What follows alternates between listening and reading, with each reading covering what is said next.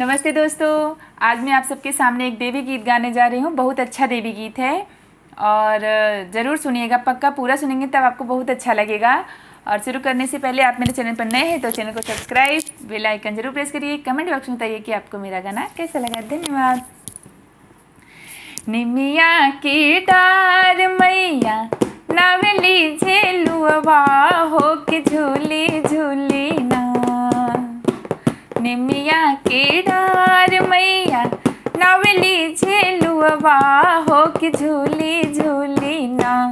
मैया मोरी गावेली गीतिया हो के झूली झूली ना। मैया मोरी गावेली गीतिया हो के झूली झूली ना। झूलत झूलत मायके लग गई पियसिया हो के चलियो भैली ना। झूलत झूलत मायके लग गई पियसिया हो के चलियो भैली ना। मालिन पनिया पियावे हो कि चलियो भैली ना। मालिन पनिया पियावे हो कि चलियो भैली ना। पूजली चरनिया तोहार सरनिया में लेला मोरी मैया। भगता के सुनिला पुकार सरनिया में लेला मोरी मैया। चम चम चमकेला तोहर मंदिरिया। घनने घनने घंटा बाजेला दुअरी। शिवका के जय हो, शिवका के सुनिला पुकार सरनिया में लेला मोरी मैया। पूजली चरनिया तोहार सरनिया में लेला मोरी मैया। भगता के सुनिला पुकार सरनिया में लेला मोरी मैया। चम चम चमकेला तोहर मंदिरिया। घनने घनने घंटा बाजेला दुअरी। शिवका के सुनिला पुकार सरनिया में लेला मोरी मैया। एक हाथे मालिन हो घड़िला उठावेली।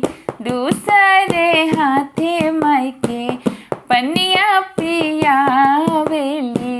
बैठली देवी मैया चंदन पीढ़ैया हो के झूली झूली ना। बैठली देवी मैया चंदन पीढ़ैया हो के झूली झूली ना। मैया मोरी गावेली गीतिया हो के झूली झूली ना। मैया मोरी गावेली गीतिया हो के झूली झूली ना। पूजली सरनिया तोहार सरनिया में लेला मोरी मैया। भगता के सुनिला पुकार सरनिया में लेला मोरी मैया।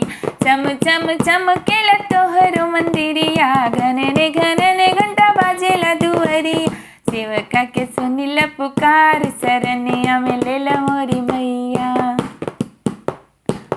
सुनवा के रथ चढ़ी मैया मोरी आवे हो। जय हो भवानी जय जय देवता पुकारे हो। केहू मांगे अन्न धन केहू मांगे सुनवा मैया सबके दई है ना। केहू मांगे अन्न धन केहू मांगे सुनवा मैया सबके दई है ना। केहू मांगे लाल लनवा मैया सबके दई है ना। केहू मांगे लाल लनवा मैया सबके दई है ना। निमिया की डार मैया नावली झेलुआ हो के झूली झूली ना। मैया मोरी गावेली गीतिया हो के झूली झूली ना।